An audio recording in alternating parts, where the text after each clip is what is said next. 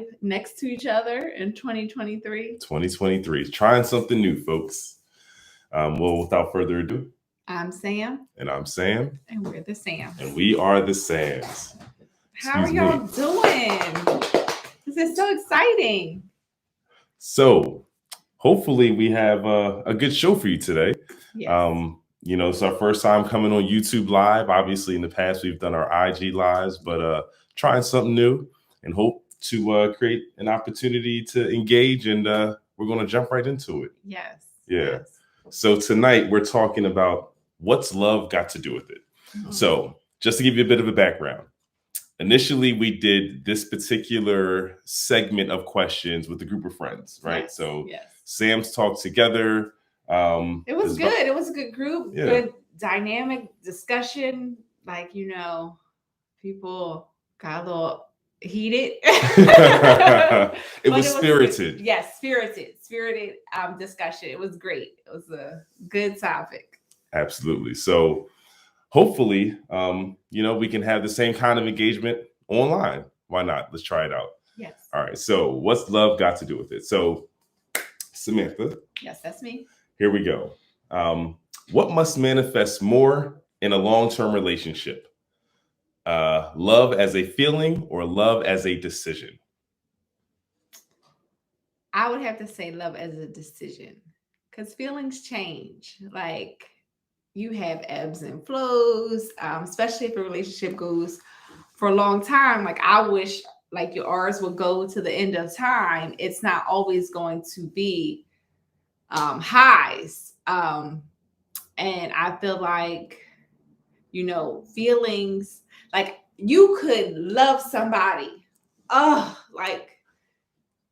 then there's some moments where you don't like them, but you love them enough to either work through that or it just dissipates or whatever. But feelings, they can get fickle. So decision, you're deciding to, you're consciously thinking. So consciously thinking. Yeah. I like that. Yeah.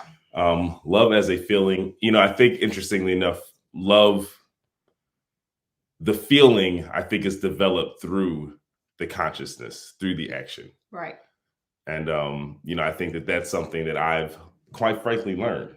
It's like, I don't know if I thought that way sort of growing up, but I think being in a marriage, being in a relationship, I think there's an understanding in terms of the action and the act of love that has to be demonstrated, that I think ultimately feeds into the feeling of being loved, Right. And I have to agree, like, again, pre-married Sam, me, like, you were like, oh, you want them the feeling and it's the butterflies and but marriage is work. Like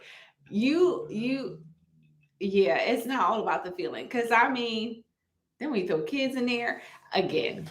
That was perfect. I appreciate that. So continue. Okay. I'm just saying, like, okay, I know younger me would have been like, what do you mean? Like, your feelings, and it's all about how you feel. But now it's just like, with adulting, kids, and marriage, is just not the wedding day bubble. You have to work at it. Not saying it should be difficult. You just need to work and develop your relationship. Like they say, water it so it grows. Right. So you consciously decision. But we'll go back to me being perfect. What happened? Well, I said what you just did was perfect. Gotcha. Okay. Because you said it's not all about just the feeling. Right. And I've been thinking about something for a few days. Okay. And it has to do with dating. Okay. And I heard another YouTuber talk about dating being something that should occur after marriage. And I thought it put my brain in a pretzel for a little bit, because I'm thinking like, well, how do you start dating someone after marriage? But then as I continued to listen, I recognized that even how we really got together, there was a reality to the words that like I even gravitated towards. And here's essentially was the concept. Okay, because I was going to ask, is it like when, they say even after you get married, you should still court your wife? Sure. So I think but it's more about the disadvantage of entering a dating relationship. Okay. And here's what I mean. All right. When I say disadvantage. When you meet somebody and either you are introduced from friends, like however the you are meeting someone and you're interested, you want to see if you like them. Like maybe obviously there's something in the eye that draws you to the person and you want to see if there's something there. Right. Generally what happens is that we go on dates. Like that's the customary way men and women get to know each other or people get to know each other, right? The drawback is that when we go on dates, we are on our best foot. Okay. Right. Right. So because there's something that we desire, we are interested in presenting what we need to present in order to obtain what we want. Right. Like I'm not going to come to the table and say, "Oh, I snore," or right. So like even your flaws, you'll keep those to the back to the vest. But even just in terms of being naturally who you are, you're more conscious about being who you naturally are because you want to present your best self. Right. Like you're represented. You're representative. And I think the problem with pursuing relationships that way, especially if we're talking about marriage, is as you said, marriage isn't all about the feeling, right? To get through a marriage, there's so much more duty involved in terms of the discipline of day-to-day things that are required that you've committed to for the duration of marriage that is beyond how I am feeling about this person. Right? So if you enter the relationship based off of how you feel about the person, I think it puts you at a disadvantage for fully understanding what's required to sustain a marriage long term, because this is not what's going to carry me.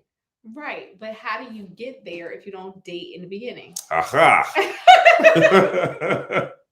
That is a great question. And here's the answer. It should be someone that is part of your network. See, here's the tricky part. Okay. Here's the tricky part. Let's do it. Female side. Let's do it. It's like, okay, you can have somebody in your network where and somebody in your group, you're attracted or you're like, oh, something's there. There's some kind of attraction. And you can have a friend that be like, oh, I think y'all be perfect for each other. Right? Y'all like the same things or y'all just whatever. Even if you hang out with this person from time to time, it's just like always good chemistry, right? Mm-hmm. Y'all go on a date and it's a disaster.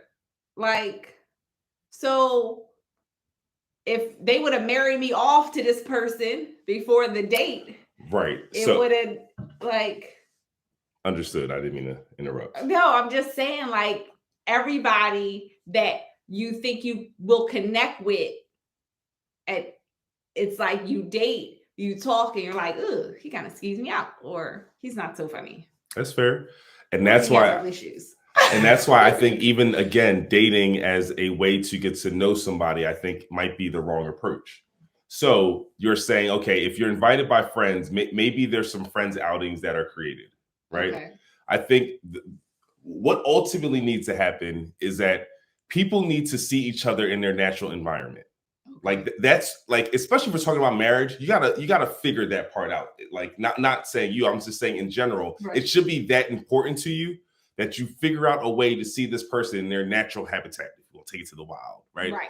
Because you like, and you want to be in each other's presence in natural habitat to see just like what the natural sort of like flow of your relationship is. So it's like if y'all hang together as a group and friends, you become friends to then, or can you become friends? Right. To then say, okay.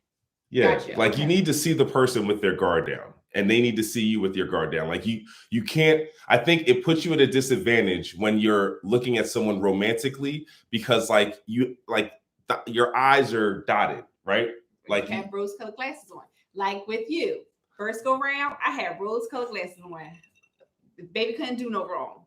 Then the second go round, it was like, oh, those bad boys were broken, cracked, or whatever. And we became friends.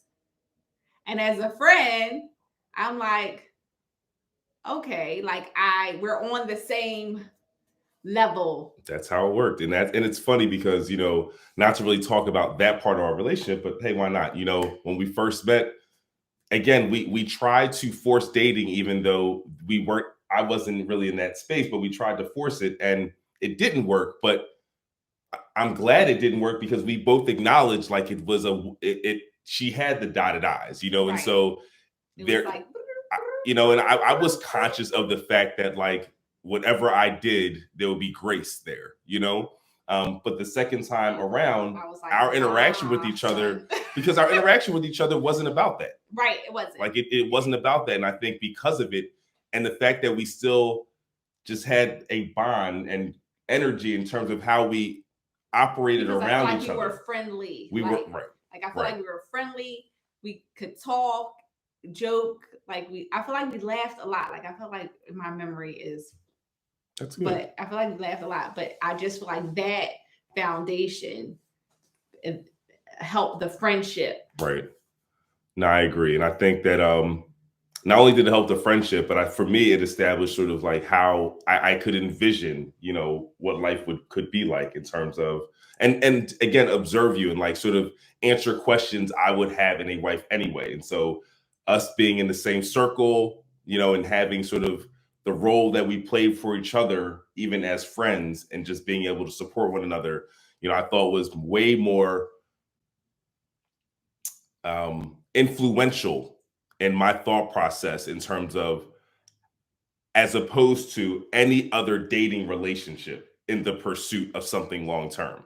You know, like those months were more meaningful and told me so much more about what's required for marriage as opposed to my previous traditional relationships. You know, it's like so I find that to be very interesting. When I heard it, I didn't understand it. And I was like, but that doesn't make sense. And the beautiful part about that is that to be able to date for a lifetime, it's a very cool idea, you know? And so as married couples, we should date and continue to date. Right. You know? And I mean, if you remember when we first got married, it was a thing of like, you know, okay, once a month we had a date night. And I feel like we kept it up for a really long time.